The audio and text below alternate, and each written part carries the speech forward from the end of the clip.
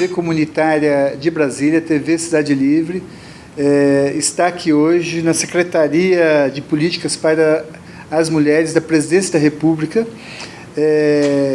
Conversaremos com a advogada e cientista social Ana Tereza Lamarino, que é a responsável pelo Departamento de Enfrentamento à Violência contra as Mulheres. Ou seja, esta semana está marcada como a Semana das Mulheres, porque na sexta-feira, dia 8 de março, em mais um ano se comemora o 8 de março, o Dia Internacional das Mulheres.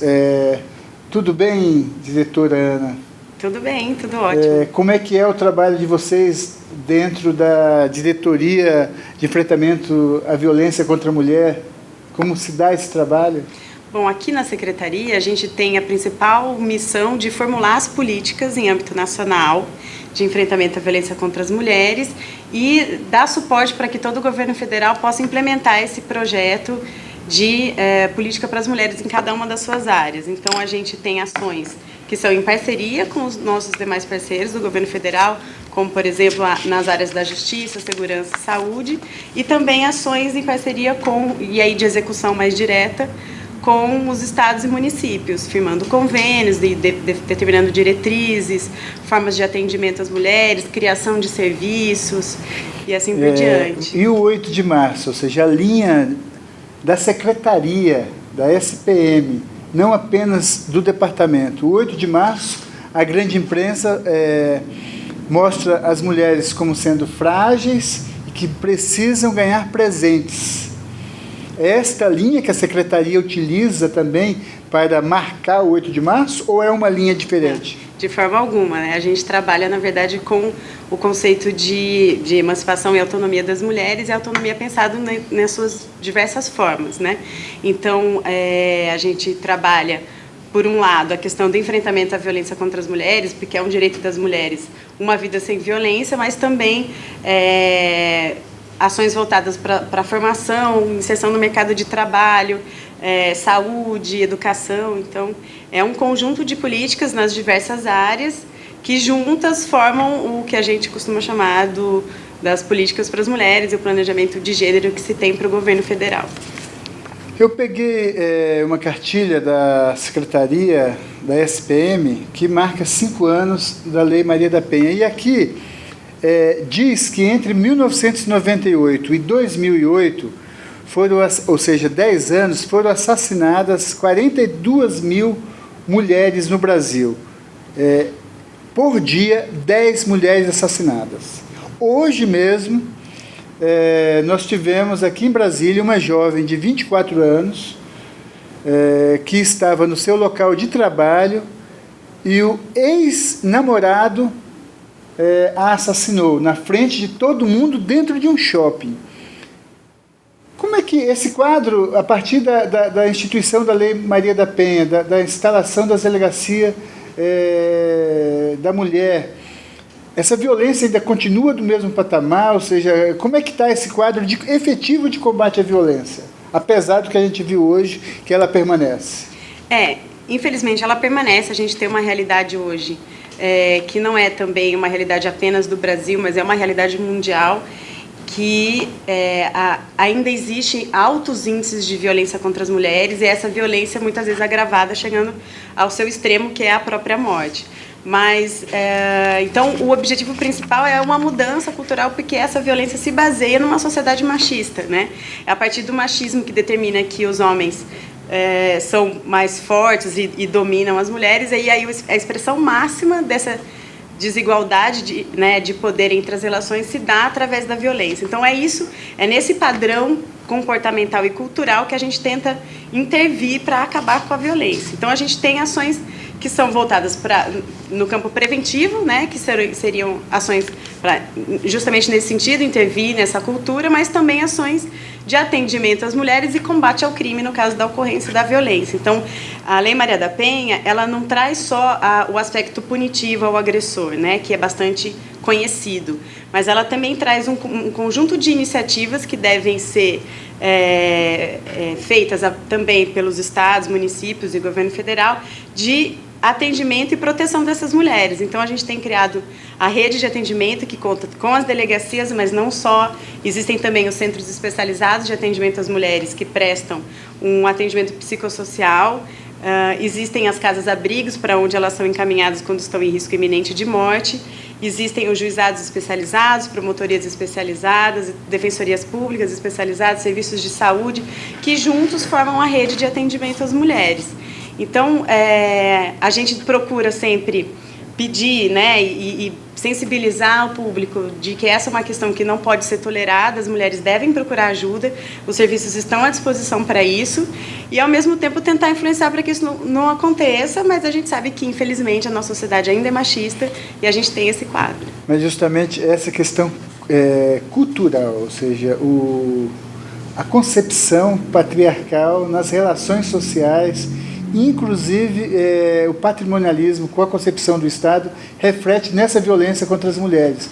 Como, no campo da discussão, a Secretaria, o seu departamento atua para enfrentar isto, ou seja, para tentar romper esta cultura machista que predomina na sociedade?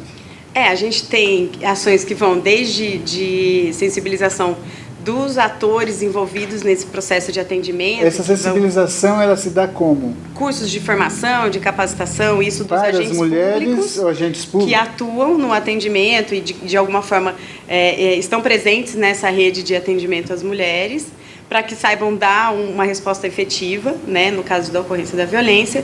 Mas, além disso, para a questão da sociedade em geral, além de campanhas de mídia publicitárias que abordam seminários, cursos e tudo mais, que abordam o tema, a gente trabalha também na perspectiva de empoderamento das mulheres.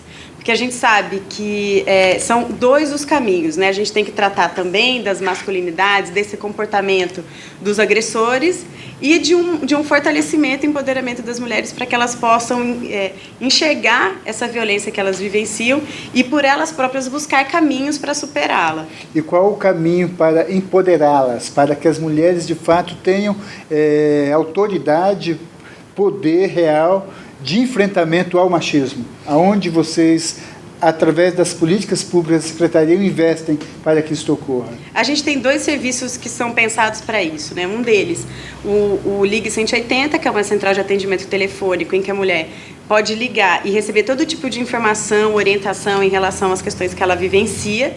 Não somente a violência. Não somente a violência, mas o foco é o atendimento às vítimas de violência. E aí, para elas, o encaminhamento para os serviços, né? E, além disso, no caso das mulheres em situação de violência, temos os centros especializados, que ele vai fazer esse acompanhamento sistemático das mulheres, que, então, passa por um processo de autoconhecimento, né? Então, é feito todo um trabalho psicossocial, porque, além dela superar a questão dela própria, ela vai identificar as suas reais necessidades.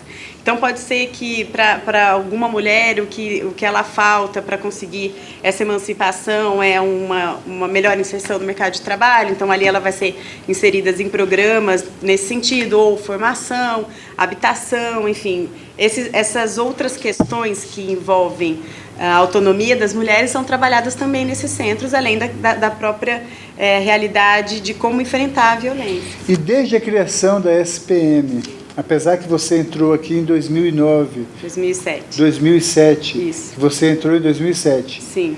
Mas desde a criação da Secretaria de Políticas para as Mulheres, quais os índices, os indicadores desse processo de redução da violência e, ao mesmo tempo, de empoderamento das mulheres? A gente tem uma questão ainda muito séria, que é um dos nossos focos de trabalho, que é a subnotificação no caso de violência contra as mulheres. Então, a princípio, logo que a Secretaria foi criada, a gente não tinha um ambiente já preparado para que a gente pudesse ter uma série histórica dos dados, né? Então, ainda hoje, a gente tenta qualificar os dados produzidos. E aí a gente tem 2 questões que a gente percebe, que logo após a Lei Maria da Penha, houve uma sensação de aumento da violência, porque aumentou muito o número de denúncias dos casos de violência contra as mulheres. Mas como antes da lei a gente não tinha um crime específico e não tinha como a gente comparar antes, fica ruim da gente concluir que a violência aumentou. O que a gente tem certeza é que o número de denúncias aumentaram. E aí isso vem se confirmando com o passar dos 6 anos de implementação da Lei Maria da Penha. Então, a gente acredita muito que a violência ela permanece, mas que as mulheres hoje elas têm mais condições de denunciar, elas têm procurado mais ajuda e por isso a violência ela tem aparecido, inclusive numericamente, mais do que antes. Em todos os estados brasileiros existem delegacias da mulher? Sim.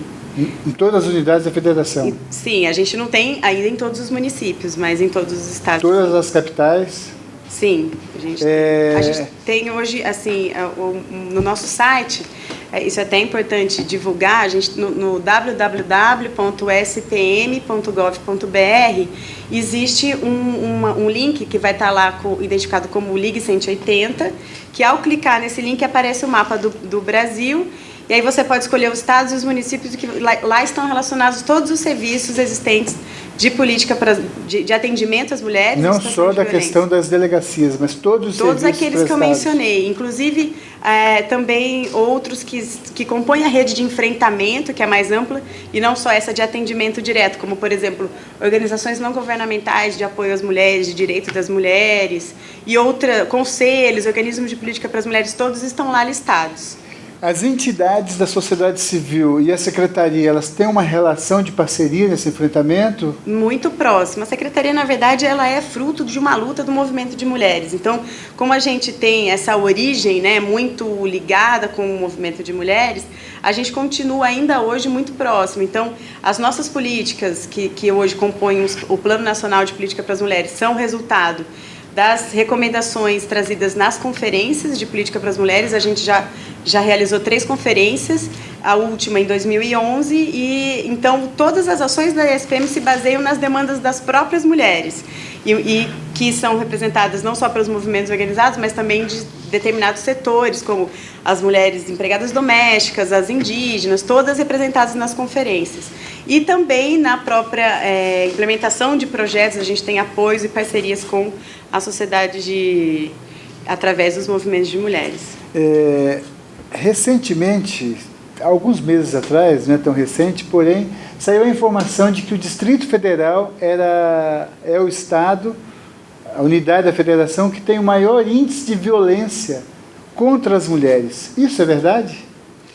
Então, hoje, o dado que a gente mais tem trabalhado é o dado do mapa da violência do Instituto Sangari, que ele faz toda uma análise da questão da violência, dos dados da violência contra as mulheres a partir do número de homicídios.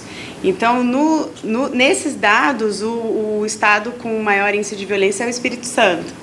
Mas a gente tem, por exemplo, o número de denúncia, que costuma ser outra fonte de análise para a questão da violência contra as mulheres, número de julgamentos. A depender de qual é a fonte, né, desse dado, a gente tem diferentes posições das unidades da federação nesse ranking, né? Tem o número de ligações para o 180, que é um outro dado que a gente trabalha. Como é que funciona o atendimento no telefone número 180? Qual que é a maior procura? Onde se dá? Em qual estado? Então, eu teria que ver os dados atualizados, porque isso é muito dinâmico, né? A gente tem um número muito grande de ligações diárias. Mas o DF é um dos estados que mais acessa o Ligue 180, isso com certeza. O estado? Um dos estados que mais acessa a central de atendimento. Isso. Ainda hoje se mantém essa média deste documento que vocês publicaram aqui de 10 mulheres assassinadas por dia no Brasil? O dado do Instituto Sangari traz um número de 4,4, uma taxa de 4,4 mulheres assassinadas por 100 mil habitantes no país. Mas essa publicação de vocês aqui, que é de 2011, diz que são 10 mulheres assassinadas por dia. E que estas mulheres, 40% são assassinadas dentro de seus lares. Isso se confirma. Hoje a gente tem... essa é uma realidade que todos os dados comprovam, que as mulheres elas são assassinadas, em sua maioria, dentro de casa, diferente dos assassinatos dos homens, que em geral é no espaço público. As mulheres elas são assassinadas dentro de casa. E quem pratica essa violência? Quem pratica esses assassinatos? Em geral são os seus companheiros, ex-companheiros, maridos, enfim, são familiares, né? São pessoas próximas. E a grande imprensa, a imprensa burguesa, reacionária e a serviço da mentira histórica, ela cumpre um papel que mercantiliza e vulgariza a imagem da mulher. Ou seja, é comum ver nos comerciais, novelas. Como é que a SPM atua no sentido de evitar isso? Não diria nem combater, mas de tentar reduzir com que a imagem da mulher se torne, se continue sendo vulgarizada da forma que é pela grande mídia. Na verdade, a gente tem aí um ciclo vicioso, né? Porque é uma sociedade machista que gosta desse tipo de produto e uma mídia que, se valendo disso, também reforça essa imagem e acaba produzindo mais ainda esse valor cultural. Enfim, então, para tentar intervir nessas questões, a gente tem todas aquelas ações de tentativa de mudança cultural. E no que se refere à mídia especificamente, a gente tem diversos debates travados. Por exemplo, temos edições frequentes de um seminário chamado Mulher e Mídia, que participam diversos setores envolvidos e que discutem como é que se dá esses processos de criação da imagem das mulheres na mídia, o que fazer, quais são as possibilidades e os caminhos. E, além disso, a gente recebe muito denúncias da veiculação, né, dessa imagem negativa das mulheres na nossa ouvidoria. E, então, quando isso acontece, a gente dá os encaminhamentos. Quais os setores das mulheres, organizadas ou não, que majoritariamente é vítima dessa violência? Do campo, da cidade operárias, qual o segmento? Infelizmente, a violência contra as mulheres, ela não tem esse perfil segmentado, né? Então, ela ocorre em todas as faixas etárias, ela ocorre em todas as classes, ela ocorre em todos os espaços, sendo urbano ou rural, ela ocorre em diferentes poderes aquisitivos, ou seja, é a face muito perversa da democracia da violência contra as mulheres, né? Então, não atinge só as mulheres jovens, não atinge só as mulheres pobres, nem tampouco as mulheres do campo ou de alguma determinada região. A gente tem a violência presente em todos os espaços e praticada contra todo tipo de mulher. Seja homens ou mulheres, o que deve ser feito não apenas no sentido do combate à violência, mas no sentido da reeducação da sociedade no combate ao machismo? O que precisa ser feito? O que a gente precisa mesmo é enfrentar esse conceito de trabalhar, que trabalha mulheres e homens com papéis definidos, masculinidades e feminilidades, ou seja, às mulheres é dado o espaço do cuidado, é dado o espaço da fragilidade, é dado o espaço da emoção, né? Ao passo que aos homens é dado o espaço do poder, o espaço da força, o espaço da racionalidade. Então, esse padrão, que é um padrão social construído, é o que a gente tenta intervir e é nele que a gente tenta, na desconstrução desse padrão, é que a gente tenta trabalhar. Então, trabalhar justamente o conceito que as diferenças, elas não podem gerar desigualdades. E que é justamente na desigualdade de poder que existem entre homens e mulheres que se dá essa violência. Então, o respeito a essa diversidade que não pode gerar desigualdade é o nosso mote, né? Há também um aspecto que me chama a atenção. Eu tenho 2 filhas, né? A mais velha é militante do movimento ambientalista e também a mais jovem é jornalista e ela tem uma ligação com a luta das mulheres. Mas, objetivamente, desde a infância, as mulheres começam a receber todos estes valores. A juventude continua, na fase adulta, ao casar, ao virar mãe, isso permanece. A secretaria, junto com as organizações da sociedade civil, no sentido de trabalhar esse processo do rompimento desta prática secular, o que tem sido feito? Então, é o que eu chamo não no campo da denúncia.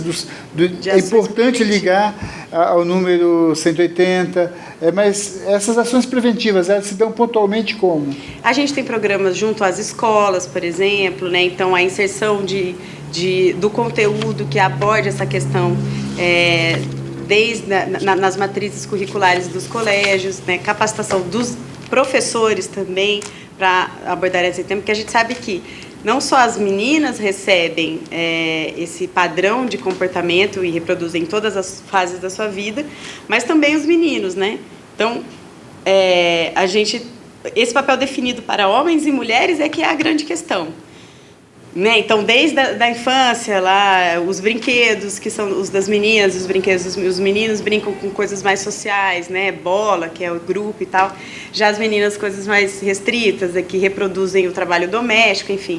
Então, essas questões elas são abordadas em ações voltadas para a educação, ações voltadas para a formação, né, de profissionais e de campanhas de sensibilização. Ana Tereza, o que as mulheres interessadas em se organizar, ou participar, ou contribuir, independente do 180, elas tem algum caminho que elas podem seguir para se agregar a este movimento, que não é só estatal, mas também da sociedade, no combate ao machismo e contra a violência? Sem dúvida, a gente tem iniciativas comunitárias em diversos locais, né? A gente sabe da existência de diversas lideranças comunitárias e que, a partir da organização local, conseguiu formar associações, grupos, comunidades de algum trabalho envolvendo a política para as mulheres, enfim, os direitos das mulheres. E eles estão existentes em todo o país. A gente tem, como eu mencionei no site, a relação dos conselhos e das ONGs, que estão à disposição sempre para No caso do Distrito Federal, a Secretaria de Governo do Estado de Mulher do Distrito Federal, a professora Olgamir, que é a secretária. O que vocês orientam que as mulheres e os movimentos podem fazer aqui no Distrito Federal para reforçar a luta? Bom, o movimento ele é sempre muito parceiro nesse processo da prevenção, principalmente, né? Nessas ações comunitárias, nesses seminários, cursos, rodas de conversa, debates, contato direto com a população. A gente sempre, para isso tudo, conta muito com o papel do movimento de mulheres.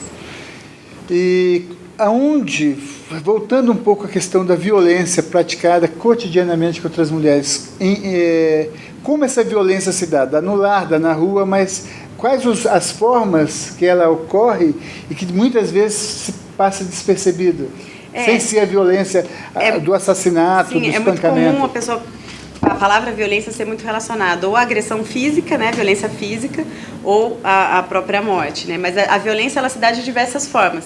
A gente tem a violência física, mas também a violência psicológica, a violência emocional, a violência patrimonial, a violência moral, ou seja, toda e qualquer humilhação, toda e qualquer ação que trate da mulher como sendo uma mulher de desprestígio, enfim, são formas de violência, são formas de manter a mulher nesse espaço de subalternidade e que devem ser combatidas e entendidas como uma violência. As ameaças, os xingamentos, todas as humilhações, né? Então, também manter as mulheres sem condições financeiras para o exercício da sua cidadania, né? Mas qual o sentimento? Mas, infelizmente, isso não se dá no parlamento. Nós tivemos agora eleições municipais o ano passado e eu pude ler, não lembro os dados, mas a quantidade de prefeitas e vereadoras eleitas no Brasil ainda é muito pequena. Se formos ao Congresso Nacional, o número de deputadas federais e senadoras, idem. Aqui em Brasília, na Câmara Distrital, nós temos 3 deputadas, se eu não estou enganada. Ainda é muito pouco. E como é que... Ou seja, temos a presidente, mas ainda estamos se arrastando.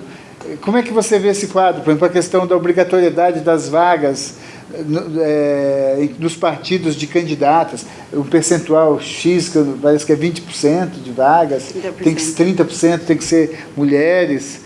Como é que anda essa discussão no sentido do empoderamento, não apenas na economia, no conhecimento, mas também do poder real da política?